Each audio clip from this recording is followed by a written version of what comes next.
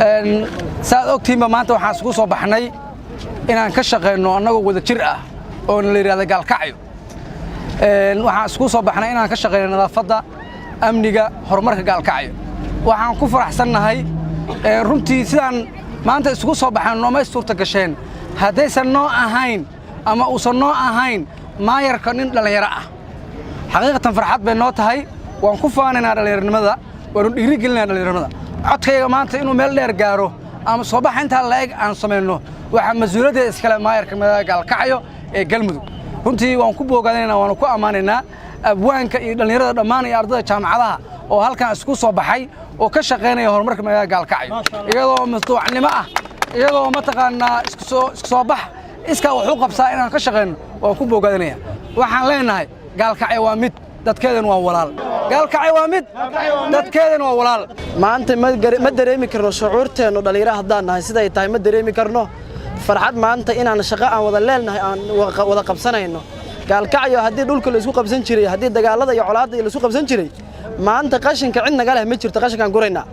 amniga annaka iskale amnigaan ka shaqeynaa caafimaadkan ka shaqeynaa waxbarashadan ka shaqeynaa ganacsigan ka shaqeynaa cid naga xigta ma lihin cid naga xigtana ma jirto magaalada gaalkacyo labada dhan maanta hal meel ay ka wada shaqeynayaan xaggana waa ka wada shaqeynaa halkaana waa ka wada shaqeynaa waan ku faraxsanahay dhalinyarada iyo isdhexgalka iyo qorshaha socda anigu waxaan hogaamiye ah team la yiraahdo Mahuraan Baan oo koox faneed ah halkan ayaan ka baxnay anagoo barnaamijkan laftigiisa wadna waxaanu tagnay caabud waa habeen hore 6 saac markay ahayd baan controlkan soo maray cadaadaan soo maray galinsoor baan soo maray bandiradley baan soo maray controlkan 6 saac baan soo maray halkaan wadadaan aan qaadno waxa weeye gaalkacyo maanta nabad weeye waa wax lagu faano waxa la rabaa nabadaas inay noo sii jirto oo noo sii socoto Soomaaliya mudug gaalkacyo Allahu akbar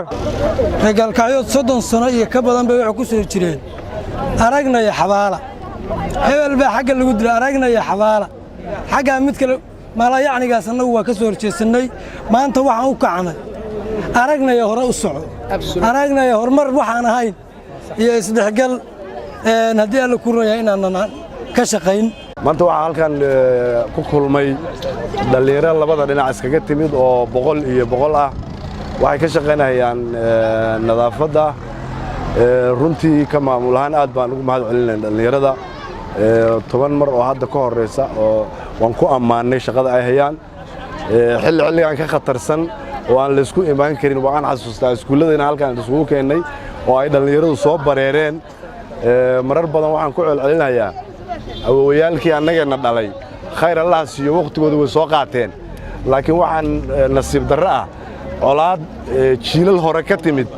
oo aan dalka iyo dadka dan u haynin inaan ku mashquulno oo annaga garbaha culays ka saaranno qalad bay nagu tahay waxa Soomaalidu ku mahmaadaa raqba waa ku rageed mustaqbalka dadkii iska lahaa baatiin dhalinyaro aad iyo aad baan kugu mahad celinaynaa nadaafadda maanta iskugu soo baxdeen dhalinyarada isdhexgalka 100% baan mahad celinaynaa shaqada ay haysan